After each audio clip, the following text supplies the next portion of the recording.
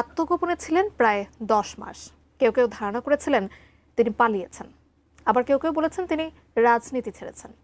কিন্তু এবার মধ্যরাতে হঠাৎই প্রকাশ্যে ভিডিও বার্তা দিলেন সেই পুরনো সুরে। নির্বাচন নিয়ে আক্রমণাত্মক বার্তায় ফিরলেন পতিত আওয়ামী লীগের সাধারণ সম্পাদক ওবায়দুল কাদের।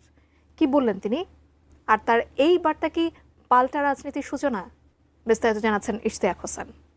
আজকে বিচারের নামে ক্যাঙ্গারু কোর্ট বসিয়ে প্রহসন করছে, আমরা গুড়িয়ে দেব এবং এর বিরুদ্ধে আমাদের প্রতিরোধ চলবে।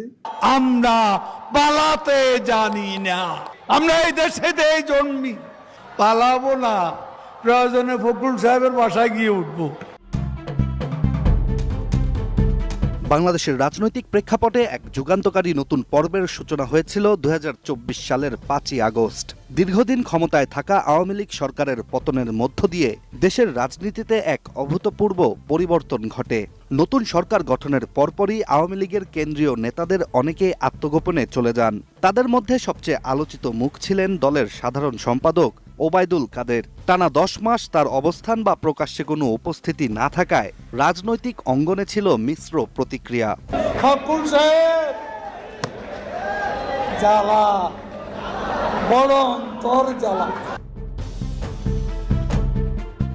তবে এবার এতদিন পর চলমান রাজনৈতিক উত্তাপের মাঝেই হঠাৎ করে সামাজিক যোগাযোগ মাধ্যমে একটি ভিডিও ভাইরাল হয়, যেখানে ওবায়দুল কাদের দেশের বর্তমান রাজনৈতিক বাস্তবতা এবং আসন্ন নির্বাচন প্রসঙ্গে খোলামেলা বক্তব্য দেন।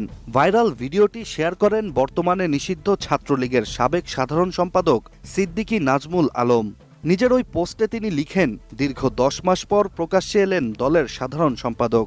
ছাত্রলীগকে বলতে চাই, আমি তোমাদের কাছে স্মার্ট বাংলাদেশ। এদিকে ভিডিও বার্তায় ওবায়দুল কাদের স্পষ্ট ভাষায় বলেন, আওয়ামী লীগকে বাদ দিয়ে বাংলাদেশে কোনো বিশ্বাসযোগ্য, গ্রহণযোগ্য বা নিরপেক্ষ নির্বাচন হতে পারে